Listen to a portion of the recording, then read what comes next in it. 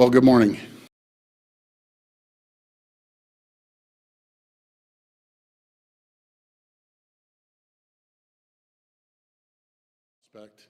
Of patients being turned away from overwhelmed hospitals. Faced with consequences of inaction, this virus has consistently forced us to make decisions that no one ever wanted to make. Looking at where we are right now and how far we've come, pushing Omicron back, there's no doubt these were the right decisions. There's no doubt they protected our hospitals from collapse and saved lives.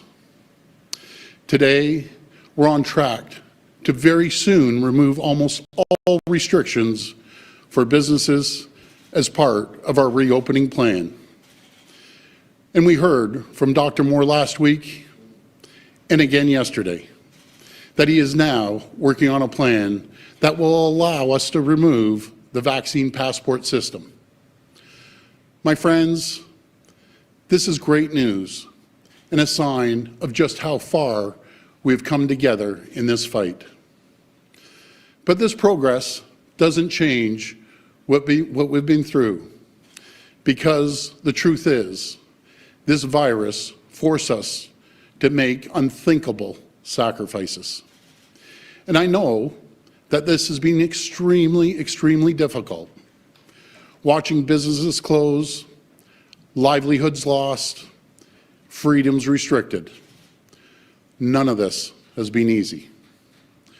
People are frustrated, they're scared, they're angry. And I know these frustrations have reached a boiling point for many Canadians. The result is what we're now seeing in various cities across our province and our country. My friends, one of the great things about living in Canada is our right to free speech, the right to choose our government by voting for leaders that best represent us, the right to peacefully protest when we disagree with what our government is doing. But like all rights, these are not without reasonable limits. Our economy in Ontario is built on trade, especially with our partners in the United States. The Ambassador Bridge in Windsor alone sees more than $700 million of two-way trade every single day. And that trade employs hundreds of thousands of Ontarians who work in auto plants and factories across our great province. Those jobs feed millions of families. They are the lifeline for our province and its economy. And while I appreciate the right to protest, that right cannot and must not extend to cutting off that lifeline. We're now 2 weeks into the siege of the city of Ottawa. I call it a siege because that's what it is. It's an illegal occupation. This is no longer a protest. With a protest, you peacefully make your point and you go back home. And I know that the vast majority of the people did that. They came, they peacefully demonstrated, they made their point, and they left. And I want to say to those people, you've been heard loud and clear. Canada has heard you. My message to those still in Ottawa, to those at our border crossings, please go home. To those of you who have brought your children, please take them home. I urge you, it's time to leave. And it's time to do so peacefully. But to the very small groups who have chosen to take a different path, to those who have chosen to take a city of 1 million people hostage for the past 2 weeks, to those who've attempted to disrupt our way of life by targeting our lifeline for food, fuel, and goods across our borders, to those trying to force a political agenda through disruption intimidation, and chaos. My message to you is this: your right to make a political statement does not outweigh the right of hundreds of thousands of workers to earn their living. It does not outweigh our right to get food across our borders. Your right to make a political statement does not outweigh the rights of 1 million people in Ottawa to live peacefully, free of harassment and chaos in their own homes. So let me be as clear as I can. There will be consequences for these actions, and they will be severe. We've already started by going after the money funding the illegal occupation. Yesterday, an Ontario court granted our request to freeze the funds from Give, Send, Go for the convoy. The OPP has also provided additional resources to Ottawa Police Services and Windsor Police Services to satisfy their recent requests for operational support. And more needs to be done. We're strengthening the tools and the powers of our police forces to resolve this situation and restore order. Let me be clear, the government does not direct our police forces, but we do set the laws. Today, I'm using my authority as Premier of Ontario to declare a state of emergency in our province. And I will convene Cabinet to use legal authorities to urgently enact orders that will make crystal clear it is illegal and punishable to block and impede the movement of goods, people, and services along critical infrastructure. This will include protecting international border crossings, 400 series highways, airports, ports, bridges, and railways. It will also include protecting the safe and essential movement of ambulatory and medical services, public transit, municipal and provincial roadways, as well as pedestrian walkways. Fines for non-compliance will be severe, with a maximum penalty of $100,000 and up to a year imprisonment. We will also provide additional authority to consider taking away the personal and commercial licenses of anyone who doesn't comply with these orders. This will not impede the rights of Ontarians to peacefully protest. It will provide additional tools to help stop the illegal occupation of Ottawa and the Ambassador Bridge in Windsor. While these emergency orders will be temporary, we have every intention to bring new legislation forward that will make these measures permanent in law. We're taking these steps necessary to support our police as they do what it takes to restore law and order. And please, my friends, make no mistake, this is a pivotal moment for our nation.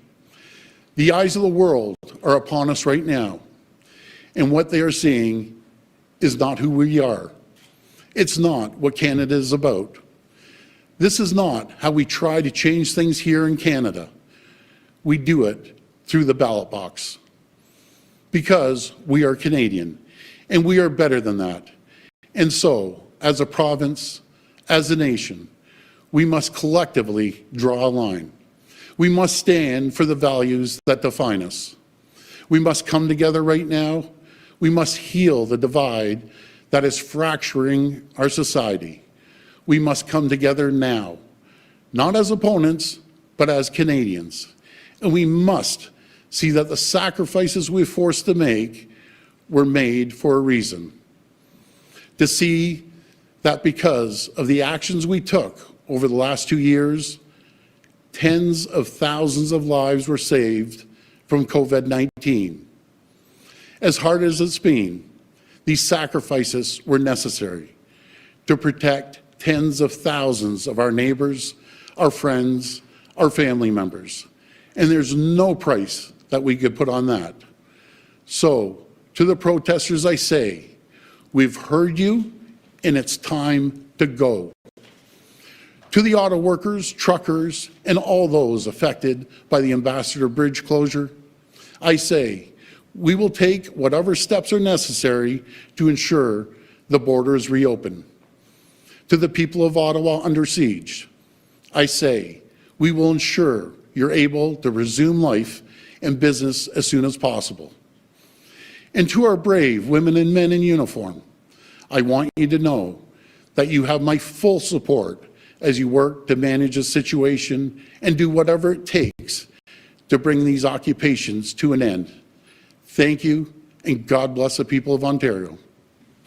Okay, we're ready to take questions from the floor. Just a reminder, it's one question and one follow-up. Morning, Premier. Matthew Bingley, Global News.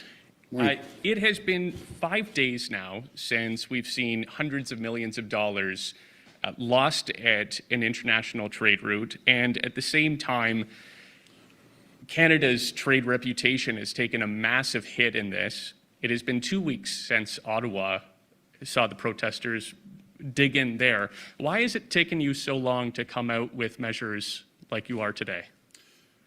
Well, first of all, they're extraordinary measures. I can tell you, I've been on the phone with the Prime Minister, premiers across this country, U.S. Ambassador, governors, and the mayors as well, to make sure that we do everything we can to do this peacefully. And I emphasize peacefully. We have tried and tried and tried. The occupiers in Ottawa, they are not listening. The trade problems that we would see if we didn't clear the Ambassador Bridge would be unprecedented, absolutely unprecedented. As the world is watching, businesses and people around the world are wondering, is this a safe and stable jurisdiction to invest? My answer to them is yes, it is. We said Ontario's open for business, and we will always be open for business. This is not a time for divide in our country, in our province.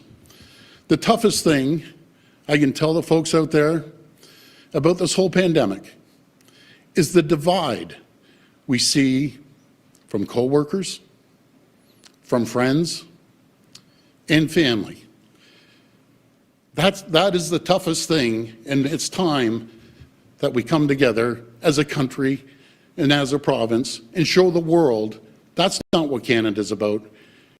Canada's the greatest place in the entire world to live, to work, and to raise a family.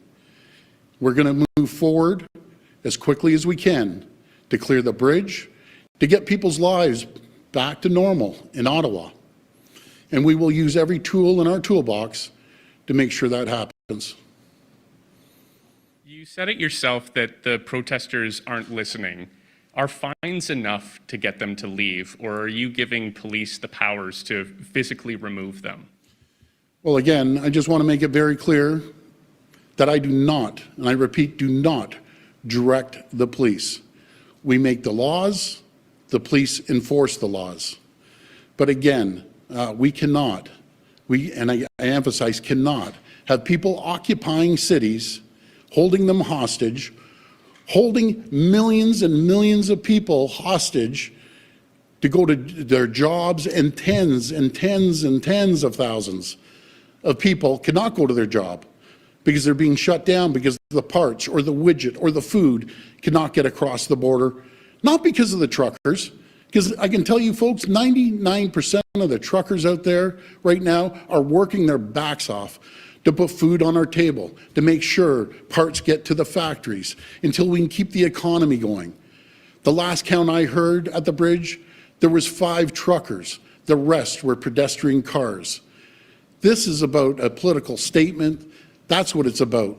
I think the world of our truckers. I support our truckers. I've supported our truckers from day one, but that is not representative of our truckers. The Trucking Association has clearly demonstrated that they are not in favor of this. So again, to the occupiers, please go home. Hi, good morning, Premier. Colin DeMello from CTV News. This was a pretty consequential weekend, this last weekend in Ontario. You call it a siege. Ottawa police said it was an insurrection. A day later, Ottawa police, or the city of Ottawa, declared a state of emergency. On Saturday, there was, of course, a large-scale protest in downtown Toronto. There have been a lot of questions about you and your visibility. Premier, CTV News has obtained photos of you in cottage country. We've spoken with people who took pictures with you who say you were snowmobiling on Saturday, Premier.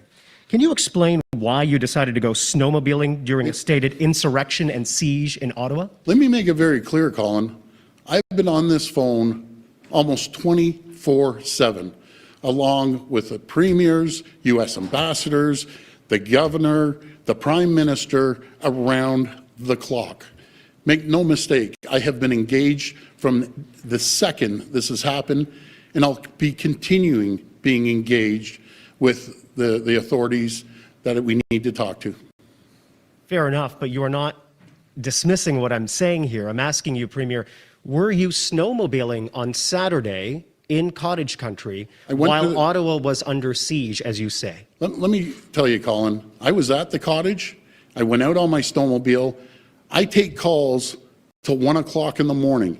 I get calls before 6 o'clock in the morning, and I will not stop until we get this taken care of. And I will continue to make sure we're engaged in every single area of our responsibility. Premier Richard Southern with City News. How you doing, Richard? Good. You mentioned the end of the Vax Pass today. There's a video floating online of you being a bit more specific to that. On that, can you tell us today, sir, when this vaccine certificate program is ending? Well, we're going to take the advice, which I have right from day one from Dr. Moore, and I've always made sure our decisions are based on health and on science. And we put this plan together well before this protest started. And it's been a plan that we've been working on for months. We're waiting for recommendations from Dr. Moore. I think we all heard very clearly last week and this week that Dr. Moore wants to move forward with these measures. And once we take that recommendation, we'll bring it to Cabinet and we'll make the decision. But Premier, there's a video saying, purportedly of you saying, I'm going to pull the Vax Pass. And that's it sounds like you made up your mind, sir. Can you just tell us what that decision is? You know something? It's based on what Dr. Moore said the previous week and what Dr. Moore said yesterday. I can be very clear, Richard, that I will never, ever negotiate that people that break the law, that people that are in there illegally and occupying cities. I base it on health. I base it on science. Dr. Moore has clearly said it's time to move forward. I look forward to Dr. Moore's measures and recommendations, and we'll continue to work with Dr. Moore to reopen safely and cautiously. Hi, Premier. Charlie Pinkerton from iPolitics. How long will it be, can you clarify, until these new orders are put in place? And when should protesters be facing fines, the jail time that you've announced today? Well, I'll pass it to our Solicitor General, but again, I'll repeat what I just said. I'll wait for the recommendations, what Dr. Moore brings to our Cabinet. We'll make the decisions based on that, and I'll pass the next question over to the Solicitor General. Thank you. So as the Premier mentioned, the initial declaration will be for 42 hours. The Cabinet will be meeting tomorrow to go over further amendments, and I think that you will see in the spring legislative session that we're going to start to deal with some of these safety problems that are causing people to be on public highways, on public roads, putting themselves and the community in danger. It speaks to there is a wide difference between a demonstration that people make their point and go home, and people put their lives, their families' lives, and communities at risk. That's unfortunately what we are now seeing in Windsor and, of course, in Ottawa for the last number of days, over a week. We want to make sure that people can safely go to work, access their homes, access their businesses. And unfortunately, in Ottawa and Windsor, that is not happening right now. So we are doing that with this declaration. Thank you. Okay, and my other question is just, police have had a very difficult time trying to disperse these protesters. Obviously, that's why we're here today. What if this doesn't work? What next do you have as a tool to try to resolve this situation, and when will you escalate things? Well, first of all, I always have, I'll always support our police, and I have confidence in our OPP, our RCMP, and local municipal police. And I'm sure they'll get the job done. Hi, Premier. Andy Takagi with QP Briefing. I just wanted to ask you, there were reports yesterday that a quarter of the trucks still remaining in Ottawa had children among them, and that's why there was difficulty removing the trucks from downtown Ottawa. I was wondering, is there any action being considered against the parents of children that still remain in the convoy, and do you have any message to the parents and children remaining? As I said in my comments earlier, I urge you, please take your kids home. Please get your kids home. The place for a protest occupation is not a place for children. So I urge you, take your kids home. This will be the last question. And my next question is, Ontario turned down a third trilateral meeting with the federal government and the city of Ottawa. Why not take, leadership in addressing these protests, and why wait until you're being asked to act before sending in the OPP? Well, first of all, we've been acting from the second this has happened. When the regions, be it Ottawa, asked for support from our OPP, they ended up getting support. I'll tell you what people don't want. People don't want another table, a bunch of politicians sitting there talking. People want to see action, and that's what we're taking. We're taking decisive action to make sure we end the occupation and we get the goods on the Ambassador Bridge traveling back and forth freely without anyone impeding their transportation. This is critical to our economy, and I'll tell you, it's not going to be tolerated. In saying that, I want everyone to work together. I want this to be peaceful, and we need to make sure that we get the goods to the facilities. Folks, I got to stress to you, we're in a critical situation worldwide economically. We have competitors breathing down our back on a daily basis. We're competing against our neighbors south of the border. We're competing against the rest of the world. And the last thing we need is an anchor around our neck when we're competing. These people need to make sure they leave the Ambassador Bridge immediately for the sake of hundreds of thousands of workers, millions of families that depend on a paycheck going into these factories, going into these auto plants, making sure food gets distributed up here.